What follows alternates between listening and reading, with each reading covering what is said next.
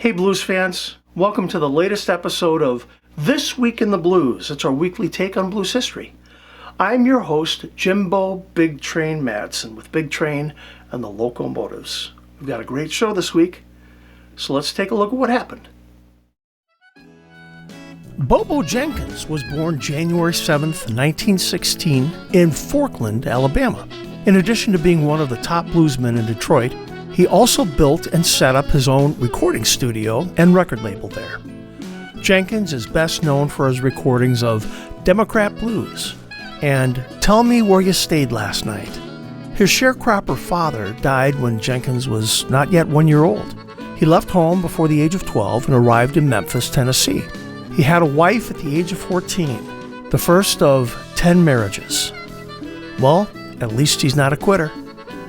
Blues singer Ethel Finney was born January 7th, 1898 in New Orleans. She recorded 8 songs in 1923 and 1924, including You're Gonna Wake Up Some Morning, But Your Papa Will Be Gone. Finney graduated from New Orleans University and was employed as a school teacher. Finney married the pianist and composer Porter Granger. After the birth of their daughter, Finney curtailed her music career, remarried, owned a beauty shop, restaurant, and grocery. On January 7th in 1954, Muddy Water recorded I'm Your Hoochie Coochie Man with Chess Records in Chicago. It was the first of numerous Willie Dixon songs to be recorded by Muddy Waters, one of a series that built on Muddy's already established charisma to build him an even more powerful macho image.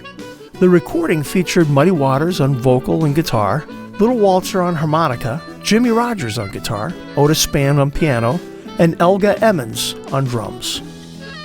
Chicago blues slide guitar master Tampa Red was born January 8th, 1903. He is best remembered as a blues guitarist who had a distinctive single-string slide style. His songwriting and his bottleneck technique influenced other leading Chicago blues guitarists, such as Big Bill Broonzy, Robert Nighthawk, and Muddy Waters. In a career spanning over 30 years, his best-known recordings include Anna Lou Blues, Black Angel Blues, Crying Won't Help You, It Hurts Me Too, and Love Her With a Feeling. Delta blues guitarist Ishman Bracey was born January 9th, 1889 in Byram, Mississippi. Alongside his contemporary Tommy Johnson, Bracey was a highly influential bluesman in Mississippi and was one of the area's earliest figures to record blues material. Bracey's recordings include Trouble-Hearted Blues and Left Alone Blues. Chicago blues guitarist Kenneth Buddy Scott was born January 9th, 1935 in Goodman, Mississippi.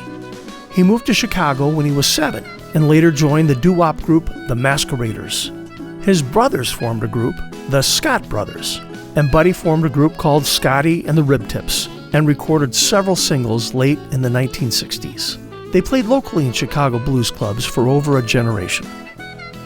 Chicago blues guitarist Eddy Clearwater was born January 10th, 1935 in Macon, Mississippi.